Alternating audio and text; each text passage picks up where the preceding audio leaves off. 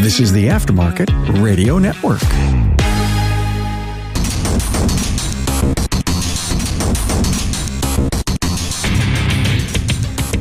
Hey there, everybody. Welcome to another episode of Diagnosing the Aftermarket. I'm Matt Fonslow, and I am really, really pleased to be able to have one of my very best friends, at least in the state of South Carolina. No, I'm kidding. He's really one of my very best friends on the podcast. He's not only a tech support provider, but also a trainer for LMV Bavarian. And he'll try to tell you maybe he's a BMW extraordinaire. And I doubt he'll use the word extraordinaire to describe himself. But the guy is just crazy smart on just about everything. So without further ado, man, Justin Morgan. Definitely going to have to send you a royalty check on that one, Matt. Extraordinaire. I got to make my money back from the last one. I paid a friend off to speak highly of me, and he did. Then he wants bonus money. It's like, yeah, it's expensive. That's over the top, man. I think that might be a little bit, but I'm glad we finally got to do this, man. I know I kind of stood you up yesterday, but I think people of your stature can. If by stature you mean people that run around like they have lost their mind, yes, sure. Yeah. Yesterday, me, chicken head cut off, it was chaos. So yeah, Justin, it's no secret we are facing a technician shortage. Did you know Napa Auto Care is addressing that? I had no idea. Yeah. Tell me. Yeah, they have a free 2-year apprentice program that offers a variety of training to produce a technician with 3 ASE certifications. You can learn more. Yeah, you can learn more by visiting member.napaautocare.com. Hold on, can we change the podcast to talk about that? Because where was that when I was starting? Dude, you ain't kidding, right? So it's funny that you mentioned that. So real quick sidebar. North Carolina, which is the state, north of me. North Carolina's north of South Carolina? Yeah, I know, right? It's for some reason people think... I got to get a globe. Just a minute. Hold on, stand by. Yeah. People think I live in North Carolina for some reason. A lot of people think I live in Minnesota. Because I keep telling everybody you live in North Carolina. Yeah, probably.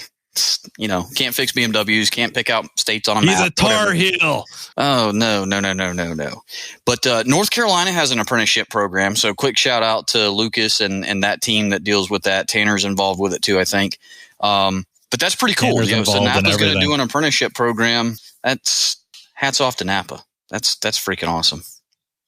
Yeah, I mean, a lot of times we just need some structure. I think there's a lot of shops out there that they want to grow their own, or they want to bring in somebody with a diploma or a degree from a 2-year, but then put them on a good path to becoming a, whatever terms we want to use, master tech, journeyman tech, line tech, just a productive tech who not only produces for the shop, but also can make a good living for themselves. I think we're all really interested in that. And a lot of times you just don't know how to do it. And a program like this can get you on the path, or I guess maybe quite literally provides the path for you. That's good. And with Napa being behind it, it's likely going to be a nationalized, standardized program, which could be amazing. I mean, I don't know anything about it, but just that's almost mind blowing to me. That's awesome. It's cool. I like that. Yeah, I agree. Something Justin and I were talking about a while ago is we're both kind of, I guess, would you say movie buffs? We watch a lot of movies. I would say movie buffs. Yeah, we've had a few conversations that pretty much were only done in there was movie an quotes. Entire dinner one night at Vision that was nothing but movie references back and forth between you and I and 14 other people at the table going, what are they talking about? What movie is that from? Michael Dudikoff? Who the hell is that? It's a hero. He should have been the next freaking Jean-Claude Van Damme. Better. Totally. Way better. Way better. Certainly better than Steven Seagal. Yeah. Oh, wow. Wow. Reaching for the stars. Man, everybody's giving Steven crap lately. You put on 60 pounds and everybody loses respect for you. God. I don't know if it was the weight that did it. Wow. I'm going to blame it on that. I think when they determined he was a I think he's a living god. Ooh. Yeah, Tibet.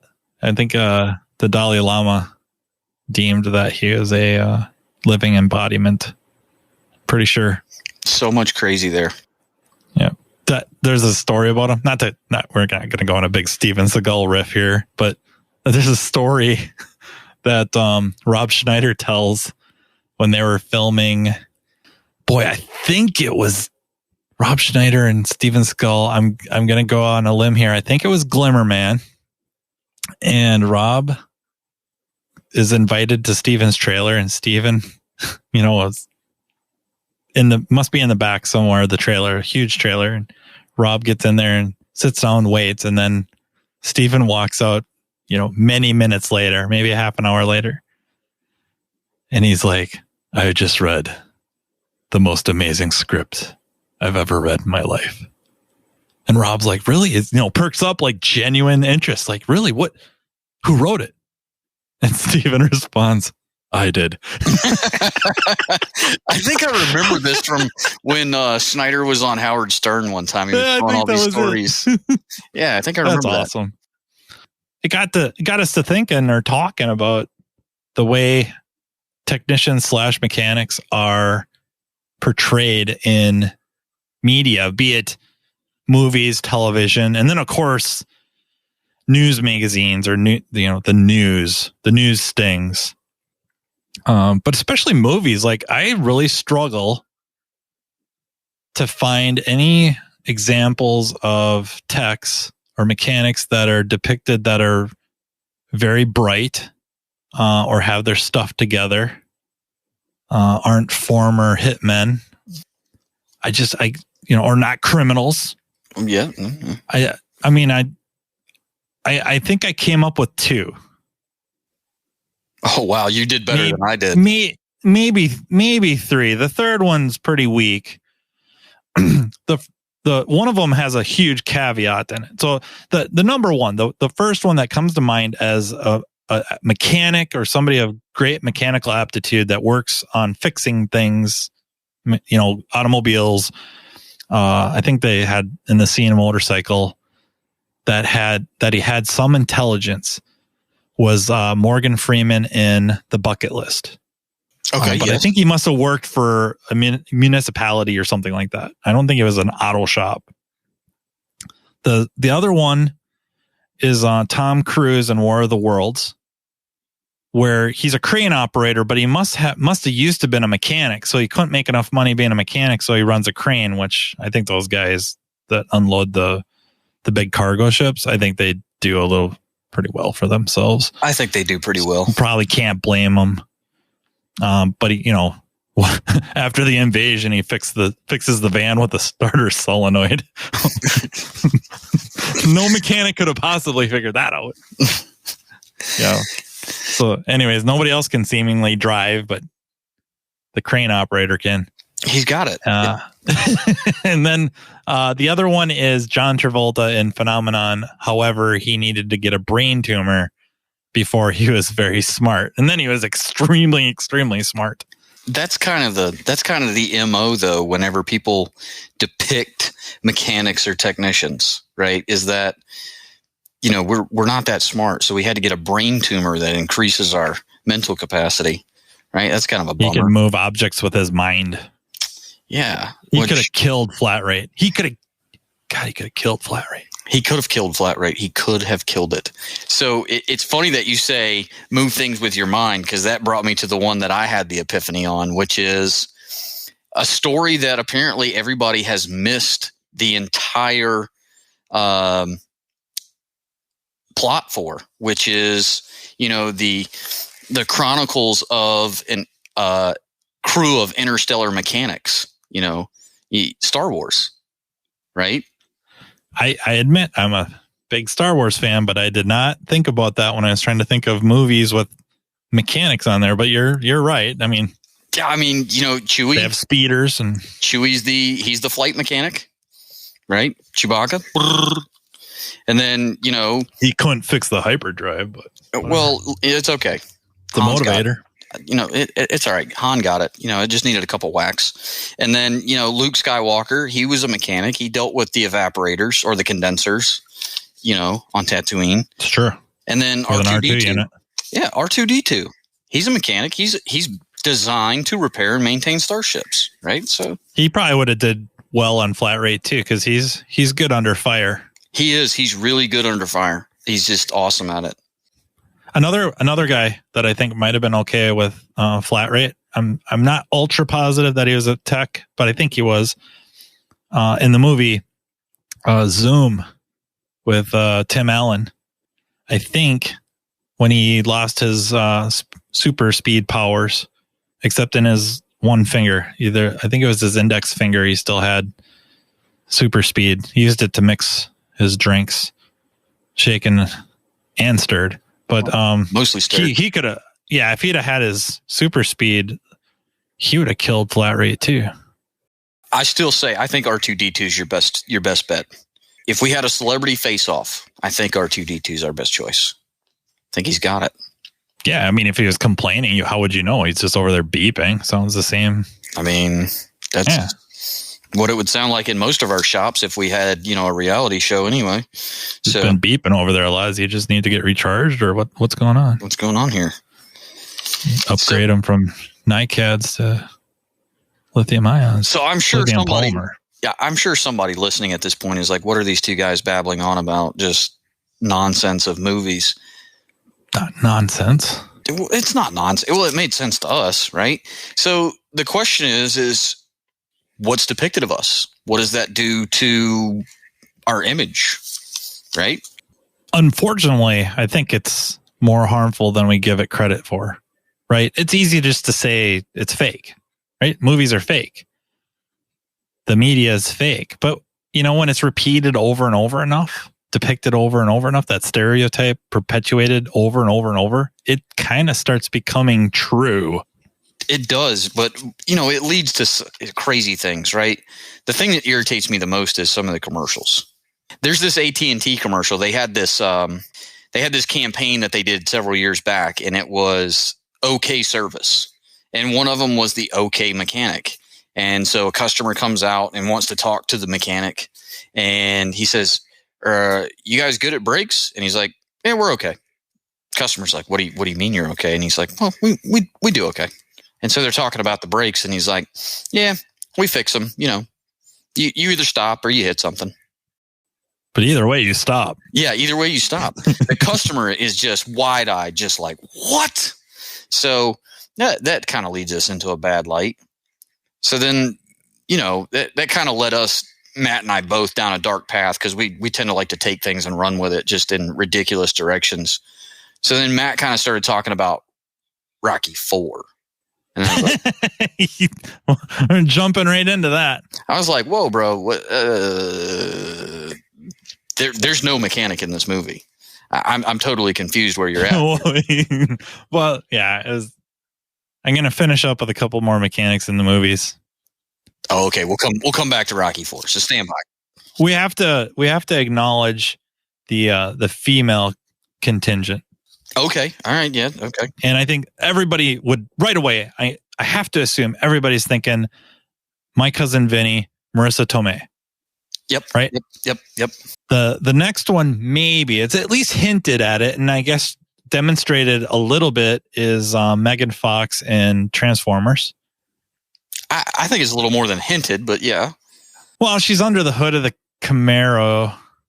I don't know. I mean, yeah, but in Dark Side of the Moon, she's like physically working on the motorcycle. Well, yeah, that's right. That's a good point. Yeah, so I mean, it's like she's in a motorcycle shop, right? Yeah, she's running her dad's motorcycle shop because he just got out of jail. Right on. And then another one that popped into my head is Diane Franklin, Better Off Dead. Right? They're fixing up the Stang. No. Come on. She's French. Yeah, I just watched a Grand Tour. They were talking about all the French cars. but they fixed up the Mustang, and she led the way. She showed John Cusack what to do and how to do it. Good old Monique. That's very good. I was just going to drop her name on you. It's very French, but you did it for me. I feel like you're trying to challenge me now. No, not at all. Oh, okay. You'll probably win, though. I mean, I doubt it. In the hierarchy of knowledge, you're up here. Yeah, I'm down here. Right there, the hierarchy. I'm just saying. You're zoomed way in on that hierarchy. That no. Looks huge. No, that's not. That's a panned out view, man. There's no propaganda here. Yeah, and you're probably looking at it in a mirror, so it's reversed, and that's all right. Nope. And I'm standing right side up. It's not upside down. It's a good try. Hey guys, Matt here talking to you about what the Napa Auto Care Center program can do for your business. You probably already know the Napa brand is the most recognized and trusted name in the automotive aftermarket industry. In fact, studies show nearly 95% of customers recognize Napa and associate it with quality parts, service, and technical expertise. So why not complete a Pro Image upgrade and take advantage of that? Pro Image is a co-branding program for the exterior and interior of your shop. On the outside, it includes the Napa colors and distinctive Napa signage. While the public may know you as a reliable, locally owned business, a Pro Image upgrade helps set your shop apart from the competition even further. It is also a visual signal to your customers and potential customers that you and Napa are partners. Most importantly, Pro Image really works. This co-branding opportunity has helped Napa Auto Care Centers across the country increase their car counts and sales. In fact, those that have completed the Pro Image project enjoy an average of 23% sales increase during their first year. Pro Image upgrades are also available for the interior of your shop. A Pro Image interior upgrade transforms your customer waiting area from merely utilitarian to warm and welcoming. The goal is to maintain your shop's independent identity while enhancing the customer's experience. You can get a free look at what a Pro Image exterior or interior upgrade can look like by visiting the Napa Auto Care member site and clicking on the Napa Pro Image link under the Napa Pro Image tab, or contact your local Napa Auto Parts store. Your servicing Napa store can tell you more about Pro Image plus the hundreds of other reasons to become part of the Napa Auto Care family, the largest network of independent auto repair shops in the country. The movie reference, so I brought up Rocky IV. And I was literally today, I was parking a car, backing it into the spot completed for a customer to pick up. And I was just kind of thinking to myself that I know a few techs out there that quite literally look forward to problem cars. And the reason I bring it up is I've kind of had a rash of just jacked up butt kicking cars. Full on basket cases. Yeah, like one was a 2007 Nitro. Came from another shop. I think they bought it to flip, and it had transmission issues. Specifically, I think it had to do with the torque converter clutch solenoid. So they put a conductor plate in it.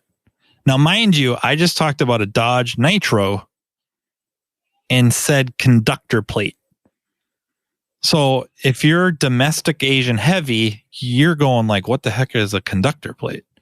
And if you're Eurocentric, you're going to be going, what is a conductor plate doing in a Dodge? Are you sure? I'm pretty sure there's no rebadged Mercedes. Actually, there is. Oops.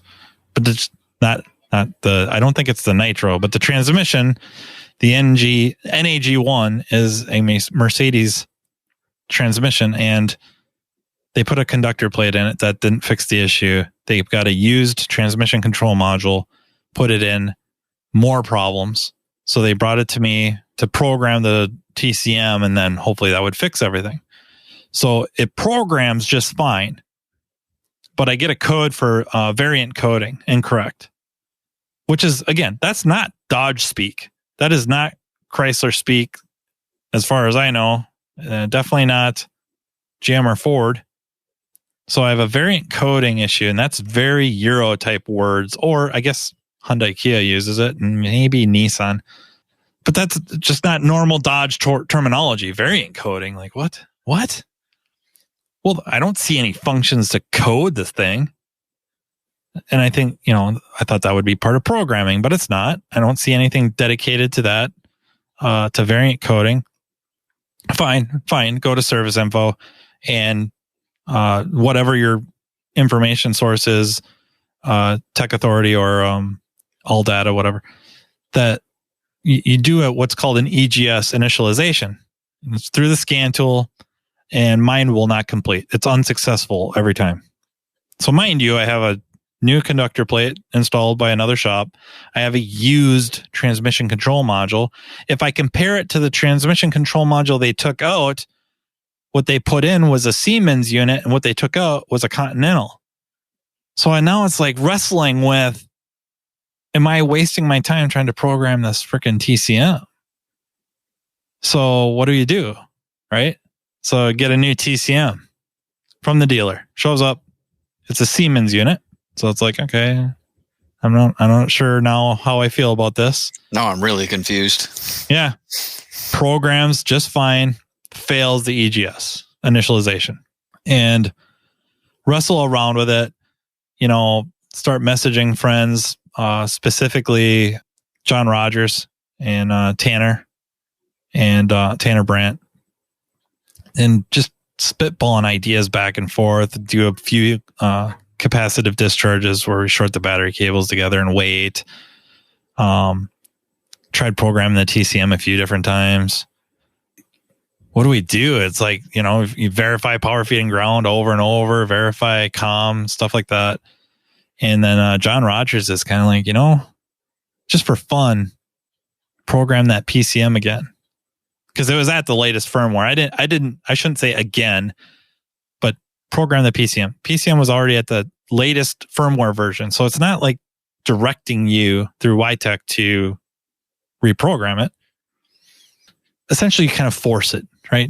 It tells you it's at the latest firmware. You keep going. It says you're going to program it with the same firmware. You're sure? Yep. Do it. You're really speaking Euro now. Force reflashing. Yes. Well, get done with the PCM flash programming, and I do the EGS initialization. Bang, it goes through with the new TCM. Now it sets us P0743 for the TCC solenoid circuit issue, which is the reason they put the conductor plate in, and the reason they replaced partly the reason, I should say, really the reason that they put the conductor plate in. So there, now I'm scoping the TCC solenoid control current, and unfortunately for me, which kind of sucks, is that it tests the TCC. Like, you could see the test on a scope. So I'm looking at supply voltage to the TCM, looking at the controls voltage to the TCC solenoid, and I'm looking at current. And it doesn't test it on key cycles. It tests it on startup, and it's immediate. You can see that it hits the TCC, hits the TCC, boom, boom, boom, boom. And then you can see the voltage just drop to zero. It goes into limp. Within 5 seconds of startup, it's in limp. So I'm looking at it, and I do not like the way the control side looks, and so I jumper so that I can manually control the TCC solenoid. I'm now grounding it, and I hit it. You got to hit it pretty fast, or man, she pulls some major current. I think the resistance of the solenoid's around 2 ohms. So she's going to pull some, pretty good current for the size of wires. Danger, Will Robinson. Danger. So, and right, you saturate it pretty fast too, just with hitting it as fast as you can. So I was using my that starter switch to bump starter switch. You know what I mean? Yeah. And I'm using it. So I'm hitting it pretty fast and hard so that it's making a good complete circuit, but rapid. And man, that solenoid looks perfect. I can see a nice pintle bump. Nothing seems wrong to me electrically. And so I grabbed the used TCM, and I try to do the EGS initialization. It fails. Program the PCM again, force flash it, goes through. do the EGS initialization, passes, truck is fixed. And I'm not trying to imply that this was just murder you hard, but it sucked. That's a pretty strong fighting match there, though. Right. But there's techs out there, really, really, really good techs, and I'm kind of jealous of them. They look forward to that. Like, they're looking at that car going, wow, this is going to be a challenge. Bring it on. And I'm not that guy. I'm looking at that Nitro and other cars like it, and I had a few of them this week. I'm looking across the ring at Drago. Like, I'm going to go get my butt kicked. I am walking into the middle of the ring to get destroyed. I don't know if I can gut this one out like Rocky. I think I'm going down hard. And the worst part is everybody at the shop, everybody that, the shop that sent the car to me, they're going to tell everybody else. And if I go on social media, Facebook groups, or if I go on a diagnostic network, or if I call up some of my friends for help, they're going to be like, I thought this guy was smart. Like, what an idiot. So when I get these cars, it's kind of some dread. Like, I'm going to be outed. This is going to be the one. This is going to be the car that outs me. Everybody's going to find out I'm not that great. And then when I get any car fixed, it doesn't have to be a tough car. If I get it fixed or I figure it out accurately, I am relieved. I have a wave of relief. And then I go grab the keys for the next car, and then the anxiety starts building up a little bit. And I go through the same thing. And, I'm not trying to insinuate my anxiety is debilitating. It's just the pit of my stomach is kind of like, this could be the one. This could be the car that lets everybody in the world, or, my world, know that I suck. I think there's a certain amount of that performance anxiety for everybody in the trade, or at least the guys that are really good at it, right? That are invested and really care about the work that they do. I mean, now you take the anxiety that you feel and then you multiply it times 12 or 14 or 15 a day. And then, I'm right there in the same boat with you. It's like, I like the problems, but man, at a certain point you're like, man, this is like, am I in the right spot here? Like, should I be doing this? And then, like, if I don't pull it off, how bad do I look? So let me be the first to say, nobody can fix every car. It's impossible, right? Normally you're going to have one or two cars a year where it always takes somebody to help you get out of that boxing match, right? That used to be my life. One or two cars, but it's going up rapidly. Yeah, that's because you're moving up the food chain. It's just a testament to how good you are, right? But I mean, Rocky had help, right? He had Apollo before Drago killed him. Not for Drago, but yeah. Oh, but he had Apollo's trainer. Yeah. Because Apollo went out and got killed. Yeah, that was the start of the movie. What you're saying is you're afraid you're going to turn into Apollo and not Rocky. Yeah, that's what I'm hearing right now. And I think definitely. I think a lot of us have that. I don't have Apollo's moves either. I'm Rocky's moves, and I'm going to go out there and get just good at taking destroyed like Apollo.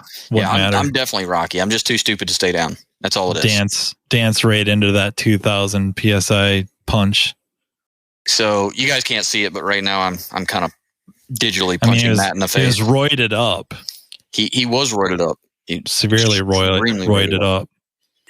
I think that's and I'm glad we're talking about it, because I think it's an issue that, and it's not helped by some of the groups that we're in. There's some tech groups where, like, somebody legitimately has, I'll say, galled up enough to post in a group for help. Now, I'm not going to say the post is always perfect and has all the information that we need, but sometimes they kind of get beat up too, right? Yeah. And so is that leading people to not ask for help, or not reach out, or use outlets that they have, or maybe even shy away from getting involved in those hard cars? Is that what causes a bunch of punting? I think there's that. I think there's just the assumption that the core group of brains of the group, whatever, the top tier leaders of that group, the ones that are going to probably respond and help, they are those ultra confident types. Like, they grab the keys to the car and the ticket or whatever, head out to the vehicle, and the assumption is that car is going to be fixed, diagnosed or fixed or whatever in a rapid amount of time, short amount of time. And it's no sweat. I don't know if it's overconfidence, but some of us keep boxing gloves in our toolbox. But I'm just saying, like, I think that's the perception. Like, if I'm thinking about, this car now, I've made a couple of bad calls on, or wrong calls. We bolted some parts on it. It still isn't fixed, or I have no idea what I am doing. I don't even know where to start. And I'm breaking down. And man, I don't like that I keep stopping and tangent, or stop caveat. But I think I have to do it. You really have two kind of distinct types, right? Where you have the one type that there's no hesitation in asking for help, right? That really, like, step one, verify complaint. Step two, plug a scan tool in. Step three, ask for help.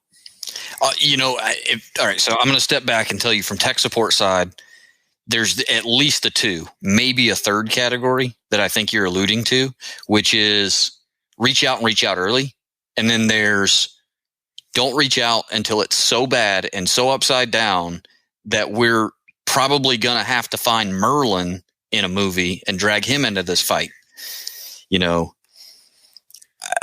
I think that's probably pretty accurate.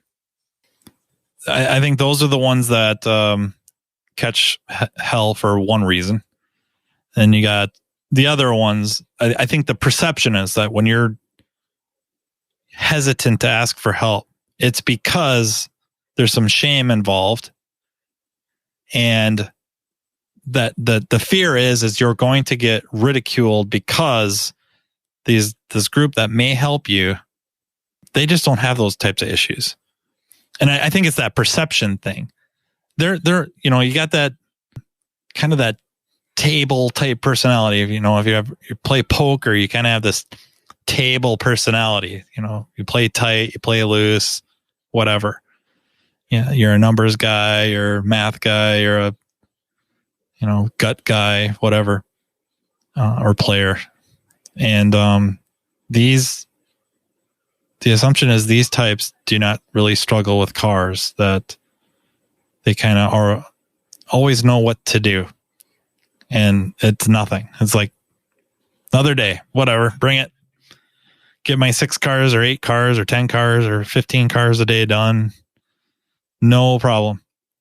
And so there's that hesitancy because you don't know. You don't know from their perspective that, periodically they also have to stop and think or ask for help. And then they ask for help. Nobody knows they asked for help. So I think that's another reason people are hesitant. I think, like, there's a unspoken protocol for asking for help, that you have done your due diligence.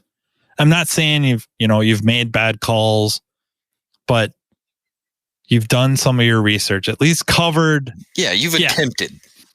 You've attempted to, some diagnostic process, whether it's driven by a test plan or a flow chart or whatnot. You've tried to educate yourself on the system by whatever means, training classes, textbooks, service information, blah, blah, blah. You've sought out service bulletins, stuff like that you can go in with some information. If we pick on the TCC solenoid scenario with that nitro, that you have some waveforms, maybe you don't know what they mean, but you've collected them, and then you post that up. Hopefully, if you get any kind of ribbing, it's just part of that social thing. And I'm not saying it's good, bad, or otherwise. But if it's happening, I'm hoping it's more good-natured ripping. The good, the bad, the ugly. Right. And you're going to get the help you need. And, you know, I think it's the ones where it's like, you know, I brought the car in, I don't know what to do. I, you know, got this code. We put a TCC solenoid in it. We put a TCM in it, thinking about putting a wire harness in it. What do you guys think? Well, you know, what did you test? Well, I drove it with a scan tool and I couldn't see anything wrong. What were you looking at when you drove it with a scan tool? You know what I mean? And those are the ones that they turn ugly quick. Yeah. But yeah. See, then when they do turn ugly, you get the guy that tested everything. He did everything he was supposed to, and he's got a fault code, and the car is not broken, but it keeps setting this code. It keeps setting a misfire code. It keeps setting a this. Yep. And then come to find out that there's this hidden piece of information that was never even a service bulletin, or maybe it was a service bulletin that was really obscure and got deleted that says, yeah, once that problem is fixed, you have to delete the fault codes 4 times in a row, back to back, before it actually clears that fault code.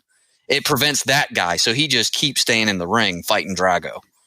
Yeah. Or there's a crank relearn procedure, scan tool driven or not. You got to do X amount of D cells to force it to do a crank profile relearn of some sort that, all of a sudden, it's flagging misfires, but you don't feel it misfiring. It's not actually misfiring. There's a relearn procedure. However, did service information ever really tell you that? Where would you learn to do something like that?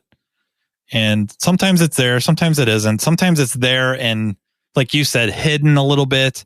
It's very, very subtle, or it's hinted at, which, my preferred car line, there's a lot of information that it's there, but it's not called out immediately. It's just very subtle. It's like, so this does this and this does this. And if you read between the lines, you're like, well, it doesn't do that. So who's doing that? Yeah. Yeah. So. Yeah. Or, in some cases, you don't have the information you need. So it's like, not technical service bulletins so much. Although, I mean, that's possible too. I guess I've run into it more lately than ever before, where there's differences between service information providers of service bulletins. So Identifix will not have a service bulletin. All data has it. And I'm not trying to imply all data is better. We're not picking on anybody. You just use an example. You got to keep it in the back of your head that you might have to go to OE information to get the latest bulletins or all of the bulletins. Or what's worse is you're in a service information, regardless of who it is, motor, on demand, all data, whatever it is. They have the bulletin, but the printing of the bulletin they have is 5 years old. That bulletin's been updated 17 times since, and it was never updated in the service information. So what you have is the initial reaction that engineering gave you, not the final reaction, which sends you down a rabbit hole. You put the boxing gloves back on and you go back in for round 2, except you come out bloody and, now your eye's purple and it looks like, there's a golf ball hanging out of your temple. It's just, so what do you do? And then there's certain bulletins that you may not have access to, even if you do subscribe to OE. Depending on, special service messages, preliminary, what are they? Preliminary inspection? Engineering cases, or things that happen behind the scenes between technician and field service or engineering or whatever. That star case bulletins, a round table or a pre-PIP or Puma case for BMW.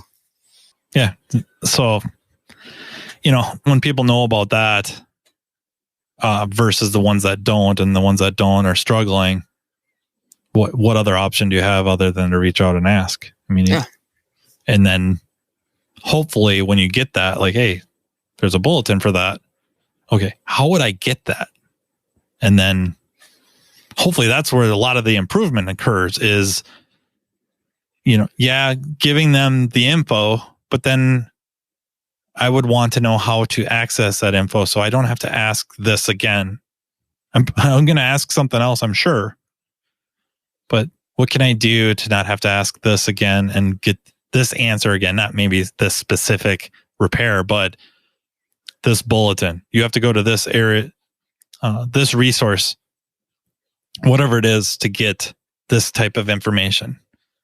Like another example would be like what Volkswagen, late model Volkswagen.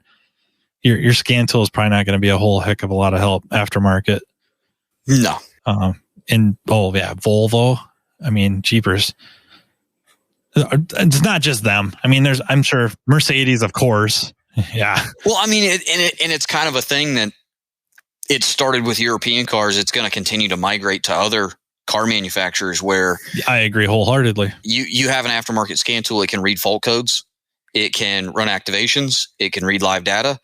But all of that operational or functional description or description of operation or enabling criteria, whatever you want to label it as, is all kind of integrated into the tool.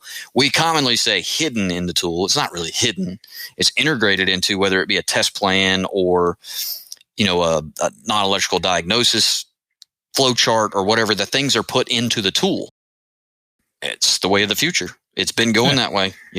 My selected car brand's been like that for decades.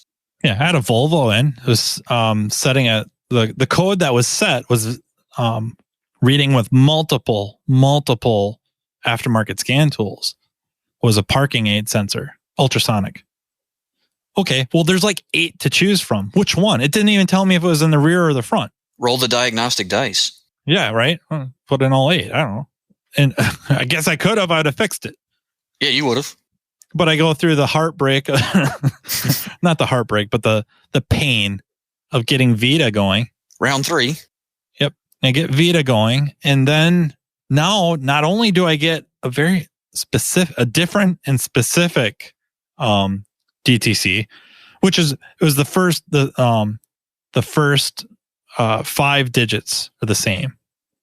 It was the follow-ups that designated which sensor was what. An OE suffix to that code. Yeah, there. I like that word, suffix, because that's what it is. That's the technical term, I'm told. The suffix. I got the suffix, and of course with Vita, then the service info is right there. Mm-hmm. Boom, boom. Now I know exactly which sensor it was, and it was a failed sensor. It would not have been something as that I could have determined with just a flashlight to see that it was broke or not connected or something like that. But yeah. Not to keep rolling with this, but I had this other 2020 Blazer from a collision shop. Blew some bags, quite a few bags in a collision. And they replaced them all and got a new airbag control module. They sent it to get programmed. And I program a lot of stuff for them. It's usually wham, bam, done. And this one finished programming, but it wouldn't configure the loops, the deployment loops. Mm-hmm. So after you're done programming, it has to do a search to find the airbag circuits and teach them in. If it's supposed to have 20 loops, then it's looking for 20 loops. And I get a configuration error. And, after a couple of key cycles starting it up, it set another code for the driver's seatbelt retractor. So I call up the collision shop. It's like, hey, did you guys replace that? Yep. Weird. Okay. Maybe a wiring problem. Let me check it out. It's unplugged. Plug it in, thinking you're going to be done. Now just sets the configuration error. Those that care, it's a B1019. And you can't clear it. Tried programming the airbag module again. I am sifting through data. I started out with aftermarket tools. Finally, I'm like, well, maybe, just maybe, it's a 2020. Get it's a GM, so GDS2 connected. And I'm poring over this information. Or not information, over the PIDs. Like, is there any discrepancies? I can't find anything. And I drove it in, or I drove it out to bring something in front of it and then drove it back in, and I got a yaw sensor code. And it was yaw sensor 2. And that just kind of seemed odd to me. So I pull the part number through the scan tool off the airbag module and I call up the dealer. The dealer looks up the part. The part number I have ends in 58. The controller that it's supposed to have ends in 59. In the collision shop, all they do is they call up VIN number or the last 8 and they send them an airbag control module. So I'm not sure what happened or how, or, but man, it's like, it looks the same, It plugged in, it fit. Yeah. In defense of the collision shop plugging it in, and would they pay attention to one digit off? Yeah. But see, would it even make a difference to pay attention to it? Because how often do things get superseded? Yeah. All the time. I run into this daily. I mean, daily, on the phone, I get wrong parts all the time with remote shops that we're working with. It's not their fault. I mean, how are they supposed to be a mind reader? But if we go back and consult the parts catalog, I mean, use the force. I mean, that's frustrating. That's, we're back in the ring now, getting beat up again. To me, these are conversations that we jokingly have with each other that I don't think anybody really takes to heart, No, I don't think so. I mean, I don't want to imply I was sitting there pulling my hair out, but there's a point where I'm sitting there like, what am I going to do? Yeah. Like, I don't even know what to do now. I would have pursued the part number stuff because that's all I had to do that I could think of to do. The yaw sensor thing made it because the yaw sensors are in the airbag control module. That would have, and that didn't set in the airbag control module, by the way. It's set in the ABS. Of course. But that was the only other clue. Like, hey, they got the wrong module. Like, and how do you even get the wrong module? Was it boxed wrong? They got billed for the wrong module. Oh, we'll blame that on the parts guy. That's what we love to do. And even then, like, I don't know what the parts guy would have done because I don't think they're not like entering in RPO codes for GMs anymore. I think the VIN, it kind of decodes all of that. Maybe he had to, I don't know. Maybe he had to order it from another location and he typoed the number on the transfer order. Who knows? Maybe. I don't know. We never know, right? We never know. We never get the answer of how did we get this part number that's wrong. Drove it back over to the collision shop just the whole time, just relief. Like, I live to fight another day. Right? It's a real battle, man. And I think you're right. I think that there's mainly the two categories. There's the Rocky and there's the Drago. Right? Am I going to stay in the fight? I'm not Drago. Well, but see, if you're Rocky, you stay in the fight, right? Yeah, but serious head trauma. Well, I mean, it's better than being... Even Sylvester Stallone almost died filming the stupid movie. Well, I mean, it's either that or overconfidence and then you just lose all the time. I don't know what he was thinking. Like, hey, Dolph, I think we should really hit each other. Okay. I think you should really take a center block and just beat me about the forehead really with it. Yeah. Goes to the ER. Like, it should be dead. Yo, Adrian. All right, Rock. We're off scene now. We're off scene now, Rock. You can stop saying that. Like, I don't know. I'm kind of torn because I see it from both sides where you have the guys that they have that anxiety and they kind of submit to that will. Sure, that probably in the long run helps them out because they don't get embattled. Really, if we talk about it, the longer we stay in that battle and not know or getting beat, how much money are we making? Not a lot, right? Yeah. We're losing. But then at the same time, then our pride steps up, right? He creeps up. Pride. He joins the party. He's like, you got to fix this car or everybody's going to figure out you're a fraud. That's what drives me. Right. And then you have other guys that they just, like you said, they just enjoy the challenge. I'm just here for the challenge. I don't want a brake job. They don't want the regular issues.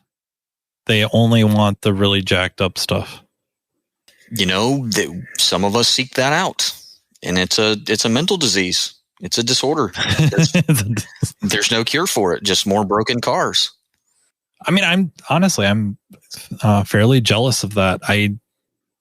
Kudos to them for welcoming the challenge and accepting it and taking it on. And the ones I can think of offhand, I think are fairly successful in doing so. Don't get me wrong. That's not really how they just make their money solely on fixing these problem childs like Dr. House, but they, you know what? If we were like Dr. House, we'd get to chuck parts at cars left and right. Nobody'd think about it, right? That's like his philosophy. I've never heard on an episode of House, the patient has decided that they're pulling the plug. We're not spending any more money on testing. Never once has that ever been said. No, there was the one where there's that really, really, really, really, really, really, really heavy set dude. And he's like, stop all treatment. I'm going home. And Cameron, the one doctor, and his team drugged him so that he fell through a big tempered glass window. And I don't think he was injured from that. I think that's a felony. He was like 600 some pounds. Well, they didn't tell anybody. So, but yeah, right. And I think it ends up the diagnosis was lung cancer. And then, how awesome would that be to just be like, you know what, we need to do this. And then you just get to do it. That would be amazing. Right. Well, that's what I'm thinking though, is House, his philosophy is treatment tells us more than testing. They do a lot of testing, but he'd rather just start treating and watch how you react and see what the reaction is. Yes. Yeah. That's more informative. Is that like substitute known good part? Is that what that is? Yeah, that's exactly. So I think maybe we need to do an episode on what we can learn from House MD. Oh man, God, you're going to get us yelled at. We can justify parts cannons. Oh man, the parts houses are going to kill you. There it is. Parts suppliers. He's a genius. Yeah. Right. House MD is a genius. He could, instead of being a doctor, he could have been a physicist studying dark matter. And no, he chooses to save lives and solving those puzzles. And he does it with treatment, which is essentially a parts cannon. If we want to be like House, we have to all start using parts cannons. It should be accepted. But how many cars a week does House fix? Oh, it's like one a month. Yeah. Yeah. No, I think I could live with that. I think I'll stick with diagnostic. That seems to, I can get a few more cars in a week that way. Well, it's pretty rare that he fixes anything. He just diagnoses. Yeah. Right? He's got that whiteboard he draws on, and I am jealous of the whiteboard. I could use a whiteboard. That'd be good. We can walk around with a cane and be really rude to everybody. Yeah, but then I'm digging this. Yeah, but then you're going to have to go back. We're going to have to continue the series on substance abuse because that's just yeah, I can popping Vicodins all day. Yeah, that's probably not good. So, I mean, let me go back for a second. We're talking about, okay, so we enter, player 2 has entered the game. I'm going to come into some environment, whether it's a coworker, whether it's Diag, whether it's any of the other forums, whether it's the Facebook groups. I say Facebook a lot because that's like the most common one anybody has now, right? Because and I blame IATN, and I say blame very lovingly, but that's where that came from, was IATN back in the day. That's what networked us. And then it just became easier through social media for us to reach out to people that we knew or people that we'd never met, but we developed some sort of pseudo relationship with. But now, when do you ask for help? When do you tap in that tag team partner for that wrestling match? Because I know you're a huge wrestling fan. So when do I reach out and I struggle to get to the rope and I say, Matt, tap in. Like when do I tap you in? Right? Is it, I scan for codes and I check for bulletins and I don't know which way's up. Why am I dressed like this? Whose name is on my shirt? That's not my name. Who is this? Where am I at? Or is it, do I wait till I'm really far down the rabbit hole, 12 hours in, 10 hours in? I mean, that seems to be how you get the best pop from the crowd, is you wait until you're just barely crawling to your corner and then somehow find enough energy to leap. Yeah. So that you're parallel to the mat. And then you just get in touch to tag in your partner, and then they come in, with that fire, and they're just mowing everybody down with clotheslines, because when you get tagged in, clotheslines become the most effective technique. Just telegraphing that clothesline from, you're reaching down from about Georgia and you're just coming at them. Yep. Maybe a super kick here and there, but body slams if you're really old school, but I don't know if they even body slam anymore. It's pretty rudimentary. Maybe we can get it more like that motivational speech from your corner coach and less like that tag in where we just silver bullet start clotheslining the hell out of everybody. Right? Where's the happy medium there? Where's that happy medium? Yeah, I think seriously, it's you're out there doing what you need to do or doing what you can do to the best of your ability and realizing you're not getting anywhere. So you're standing in the ring and looking across the, pick whatever wrestler you want, I guess. Brock Lesnar. No. Oh no, you did not just take Brock Lesnar out of my mouth. Yeah, so Brock Lesnar, and you're throwing everything you got at him, and it is just not working. Like throwing every part at him. I mean, you're throwing every technique you got. You ripped a pole off the corner of the ring, and it's not working. You did what you could, and it's not doing much. It's time to try to get some help because at least your partner can see you tried. It wouldn't be like ding, ding, ding, ding. He hits you once. And then you run over to Tay again, right? Yeah. Kind of like, what's that DJ Jazzy Jeff and the Fresh Prince song? I think I can beat Mike Tyson. Went in and got hit once. Oh, man. YouTube's going to be on fire tonight with everybody looking this up. Everybody's got a plan until they get punched in the face. That's exactly right. So would we say that like going to training would be like having Mick? Yeah. So we got Mick in our corner. We're training. Especially if it's Jim Morton. He kind of looks like him. Ooh, Jim, for the record, that was not me firing that shot this time. It's normally Mickey has more hair, but... I think Jim's got better jokes. Mickey's saltier, though, so it gets the point across. I don't know. Celebrity deathmatch. Mickey versus Jim Morton. Who wins that battle? I'm guessing if Jim's at Vision, you're probably going to see me laying in the hall somewhere clotheslined. For the audience, I promise I will live stream that because I'll be there. I'll put it in the Facebook groups too. I don't know. I love the movie. I mean, references. It's like anything. It's acquiring the proper equipment. It's acquiring the proper service information. So we need Mickey. We need boxing gloves, and we need a whiteboard. Yeah, and training. The whiteboard's key. You got to have the boxing gloves and the whiteboard. And you need to, it's the training and everything. That's just stacking the odds that you have more offense to throw first. Training, networking. Networking is good, but it's a double-edged sword like we're talking about. Like, hopefully you build a network over time, especially when you go to training. Not everybody has the network where they can call someone as smart as Matt Fanslow and go, hey, man. And he gives you somebody else's phone number. That's what I am. I'm the operator. Sometimes knowing a guy is the answer, right? Yeah, call Matt up. Hey, can you help me on this? No, but I know. But I got a guy for that. Here we go. Let me plug in. Yeah, no, that's not. I will hook you up. It's like, hey, have you ever fixed a car in your life? Me? By accident? Yeah. Rolodex. Even a broken clock's right twice a day. Maybe you should just sell your Rolodex. I wonder what that's worth. Oof. Man, the hate mail you're about to get from everybody in that Rolodex is going to be amazing. Amazing. I will tell you, Justin Morgan's number is in my Rolodex, so immediately it's worth man, $2. Guess I'm flying to Minnesota this week. I'm going to have to kick the crap out of Drago. God. I think, maybe the question is what situation you play Rocky versus Drago.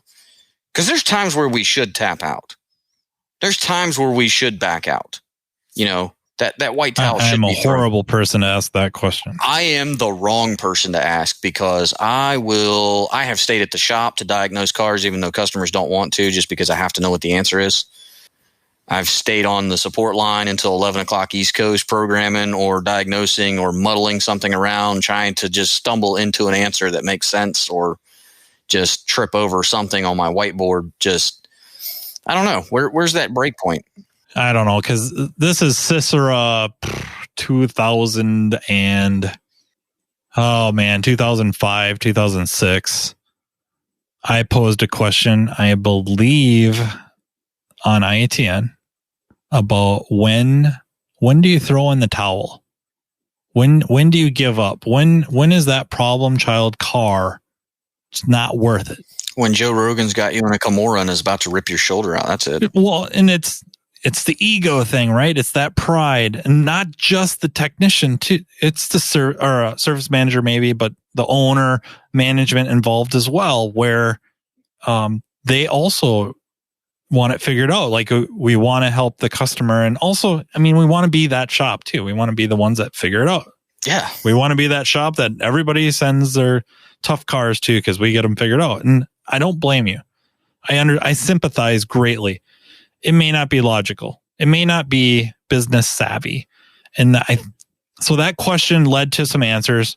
My inner Seth is going, no, not profitable. Specifically from Randy Burnclaw, he responds. His answer is literally, it's just a car, right? And why get so wrapped up into it? It's not like it's a person that is, losing their life in front of you, and you're a doctor and you're figuring them out saves their life or quality of life, whatever. And I understand that logic. But on the flip side, I'll take that. It's just a car and flip it a little bit and be like, yeah, it's just a car. Why is it kicking my butt? And this is back in 2005, 6, 7. They're not cars like 2010s on up, 2012s. We're talking about solid customer base of like 2000s and 99s and 98s. Yeah, and the complexities have skyrocketed. And okay, I don't even know that skyrocket is the right adjective or adverb there. I mean, it's almost indescribable at this point. And I don't think we're even talking about like it runs bad. I think like some of the worst ones are, intermittent parasitic drains or body systems. Always the body system. That's always the worst, hands down. Some weird can issue that's intermittent. Like I got a battery drain. Is the network staying alive? And I go to the one accessible splice pack in the trunk, and this is a true story, by the way. There's a ricochet bullet hole in the trunk, and the bullet tagged the harness, and it's touching the metal shard flipped over from the metal, the bullet going through. There's no amount of training for that. There's no training. There's no class. There's nothing you can do to diagnose that. I tripped across that. We could take a page or a lesson from most mobile techs. They don't mess around with intermittents. No. If they show up and it's not doing it, they charge you for the service call and they leave. Peace out. Call me when it's broken. Yep. All the time. And I'm not saying to take such a hard line.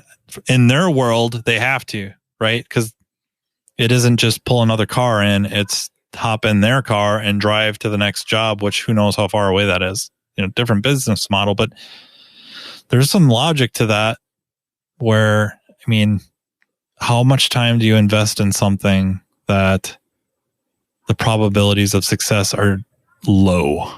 And the longer you spend, the lower the probability is. Yeah, and it's taking you away from profitable work.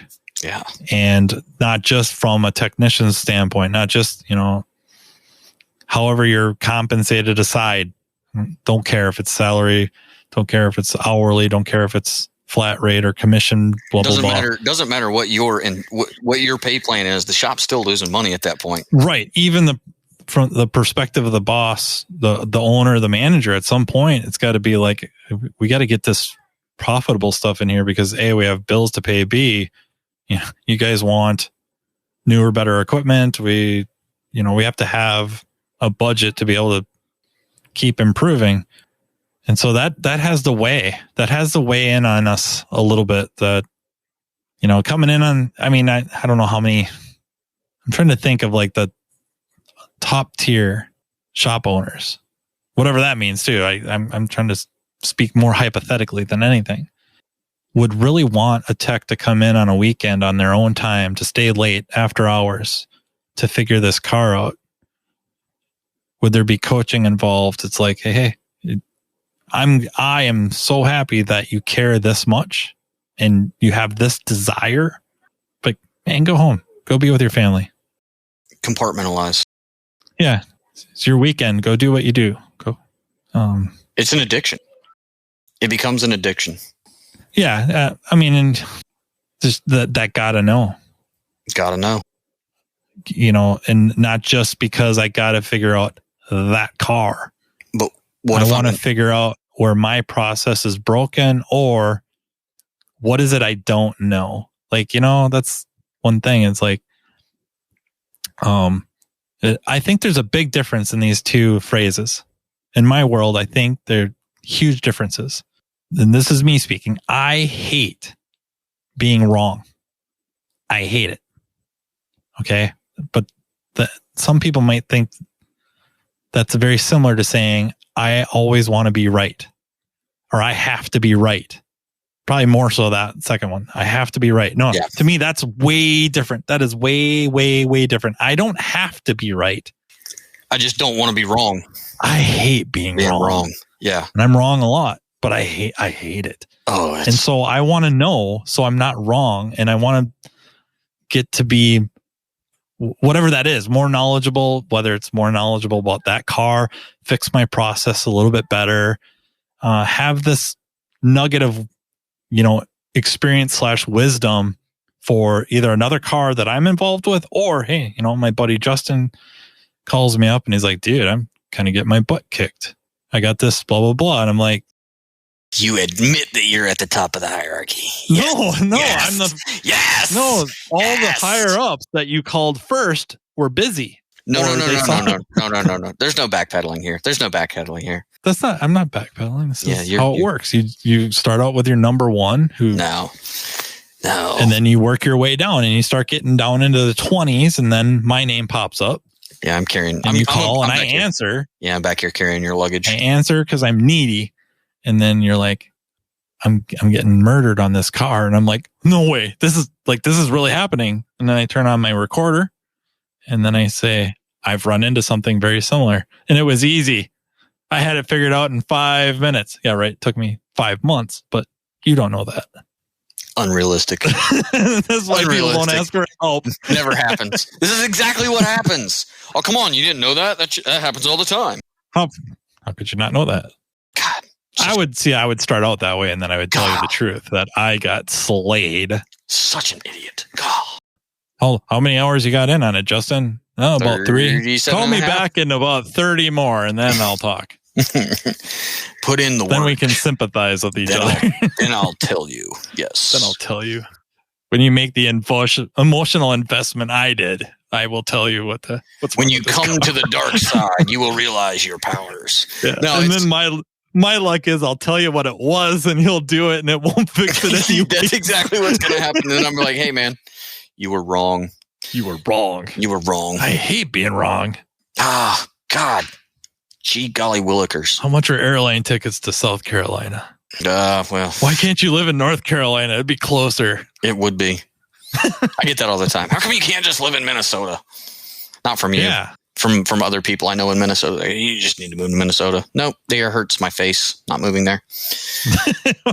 Nope. Not happening. I think you'd take to ice hockey very well. Do you remember how tall I am? People my size don't play ice hockey. You'd be the goalie. For a peewee team. The nets aren't that high. Goals are not that high. Okay, well, this is Justin, not Tanner. Just how tall is Hawken? Hawkins? I don't know. How tall is Hawken? I don't know. I think he's like 5'10", 5'11". I don't know. I imagine him to be 5'11". On skates, he's got to be close to 6'4". At least. Who knows? I don't know. I'm so torn. Like it's an inner struggle. I have the inner struggle. At what point do I call it quits? At what point do I go home? Is it when my wife says, hey, you've been at this for 15 hours. It's time to call it quits. Just call it a day. Or is it like when the bell strikes and everybody in the shop leaves? Like, do I go home then? Do I call it quits then? Or do I just go, I've got this code. I have no clue what it means. Tag, Matt, you're it. Right now I have outs to get because I have to leave because I can't have little kids home alone. So, at a certain time I have to leave, but I may physically leave the car. But you have not mentally. But mentally, no, nope. Never. Nope. Driving home, just steaming about it. Yep. You ever get in that car and you get in your car to go home? You don't even turn the radio on. You just drive home mad as hell. Just this inanimate object, this piece of iron, aluminum, and plastic is just pummeling me into the ground. I look like Rocky Balboa, and I have no idea how I'm going to win this fight. Yeah, no radio, no music, no podcasts. Nothing. Don't even roll the window down because you just want silence. And it's just going over and over and over in my head. Don't call nobody. I'm not calling anybody to visit or to vent. I don't even want to see another human being right now. Just own little bubble. It happens. I think it happens a lot. I don't think it just happens to us either. I don't think it's that we're just special. I think it happens a lot. I'm special, all right, but not the good type. Oh, when I said special, I meant more like, we should have tax credits for us, but not. Yeah, I didn't mean like unique, special. I'd be game for that. Yeah, maybe. I don't know. It's a struggle, man. I think it is. I'd be curious to see what the comments are on this podcast. Guys, send me a message when you're listening to this podcast. I'm curious now. I want to know how many people have that inner turmoil. How many of us are taking that beating like Rocky and stay in the fight? Tell me. I mean, I know some guys because I associate. We all kind of migrate together, right? So we can all, we can be in the loser circle at the championship for, Hell in a Cell. But I'm curious. And I'll have a link up to this. Hey, I'll link it to YouTube because I have a YouTube channel. Can you do one of those Google surveys? Could you link a Google survey for that? I'm stealing a page from Jim Kokonis. Google, and then we could do the Facebook survey on the Diagnosing the Aftermarket. Oh yeah, you could do a Facebook survey too. I forgot. You're super popular now. You have all the outlets. God, I still want to be you when I grow up. You just make them. You don't have to be popular to make them. I want to be you when I grow up. I made the page. Yeah, you don't have to be popular to build a page. And I swear to God, if you don't get Bob on here with me, I'm gonna quit. Mr. Hype. I want Mr. Robert Hype. Yeah, I don't even get to call him by his first name anymore. It's Mr. Hype. Well, I'm hoping if I poke him enough, if I poke the bear enough, he'll come in. So come on, Bob. I'm tagging you in at some point. Let's go. Don't even care what the subject is. You're that guy. Who do I want to grow up to be like? Who just has the world in the palm of their hands? I don't know, but judging by previous interactions I've had, I'm thinking maybe it's Scott Manna. He's way up there. If he's not number one, he's number 1.5. I mean, you did trip over yourself to carry his luggage. That was a feat to see.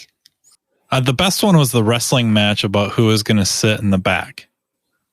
We weren't wrestling over who's going to sit in the front. These are legendary. We weren't wrestling over who was going to sit in front. It was reverse shotgun. No, I'm sitting in the back. And then I let him win. So I ended up sitting in front, and then I ran my seat all the way forward. You know what I'm getting out of this? My knees were dang near into the windshield. You know what I'm thinking. What I'm getting out of this whole conversation is you just enjoy turmoil and struggle. Yeah, and I need to buy a red carpet so that when I see him, I can start rolling it out and just carry it with me all the time, almost like. I think Scott's going to block your phone number after this. Nope, done with this guy. He's going to get served with a restraining order next week. Just carry this red carpet on my back, like 50 feet of it all the time, just ready.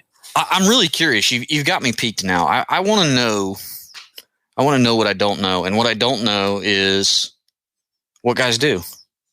Do you stay in the fight? Do you go home at 5? Do you come back the next morning super early, jump back in that pit of alligators? Well, hopefully we'll link this to that Facebook page. So please visit the Facebook page. We'll link it to I think YouTube's or whatever your favorite listening app. You're not going to use this video, right? Because I have no pants on. You can't tell anyways. Are you going to use this video? No, we don't use video. Okay, good. And then we'll put up like a survey, I think. Take the survey and leave some comments on how you go about handling this, because I agree. I'm kind of interested too. Maybe we take the surveys and we go a round 2 on this. Well, we definitely need to do round 2. I think there needs to be a round 2. Let's do some research. I survived the first round. Yeah. With the real Drago. Rock. Yep, I'm coming out for round 2. Apollo made it. He made it over past the first round, right? He went back out and then died. Wasn't it the third round? Yes, third round seems right. Third seems right. Yeah. So we have to at least have 3 rounds, but this will be, I think this will be a good place to end. Are you sure? I think it would be, it's a little open-ended, but still, we get some feedback on this, and hopefully we get a fair bit of feedback and lead into the round 2. I think best feedback gets a guest spot. What you think? I mean, it's your show. I have no pull here. I'm totally game for that. I think we picked the most intriguing and thought-provoking, and let's get a really original point of view. Yeah, let's do it. Let's do it. Do it. I like it. I'm excited. Let's do this. You're in charge. I just work here. I need to be charged. I'm not in charge. No. You're in charge. I've got to come up with your fight name now. Glass Joe. The Thunder from Down Under. Something. I got to come up with something. I think that's a Vegas show. Maybe. I don't know. Glass Joe. That was the first character in Mike Tyson's Punch-Out that for some reason they removed Mike Tyson from and just called it Punch-Out. Terrible. But it was Mike Tyson's Punch-Out. The first guy was Glass Joe. It was. And if you couldn't beat him in the first round, you sucked. Yeah, but how many of these cars do we beat in the first round? Not very many. Well, all of them. Me. Negative Ghost Rider. No. A few here and there. No. I'm like the Clubber Lang sometimes. Justin Morgan, LMV Bavarian, tech support extraordinaire, trainer, in person and online. Thank you so much for being on. No, man, thanks for having me. I wanted to do this before, and it's just, again, I'm sorry I stood you up yesterday. It's kind of crappy of me. If I could have cried, I would have, but I know, but you don't have any emotions. People are going to listen to this and be like, what is wrong with these two guys? No, just normal techs. Yeah, and paint chips as a kid, played under power lines. I like to watch the microwave in operation. Up close. Yep. Yeah, you can see better when you get that screen out of the way. I know. It's such a pain in the butt, man. I removed mine. You rip that screen out, and then you can see in there perfectly. Yes. You get a little hot-headed, but... Cheese is bubbling. Hot Pocket's done. Ding! Yeah, your Hot Pockets are done and your nose is bleeding, but it's all right. It's all good. Your eyes are about to explode. I have a headache now. Let me know when we're going to do round 2 and who our tag teammate is. That would be great. That'll work. Thanks, man. All right. Well, thank you, sir. And also remember, you guys can email me at Matt Fonslow podcast at gmail.com. And check us out on YouTube and check us out on Facebook. So that was Justin Morgan, the Justin Morgan. And that's the Matt Fanslow. The Justin Morgan from LMV Bavarian. This is turning into not only one of my very, very best friends, but my hero. He's actually number 1. No, Scott Manna is a. Oh no, we gotta get not all too distant 1.5. I'm going to dime you out to Ken Zanders. That's what I'm going to do. All right. We'll see. We'll talk to you all again. Thank you. Thank you for joining us. You've been listening to Matt Fonslow, diagnosing the aftermarket A to Z on the Aftermarket Radio Network. Follow Matt on your favorite listening app. He's very interested in what you have to say. Let him know what you'd like him to cover and come on the show. Matt is all for advancing the aftermarket. Find Matt Fonslow on social media and connect or on aftermarketradionetwork.com.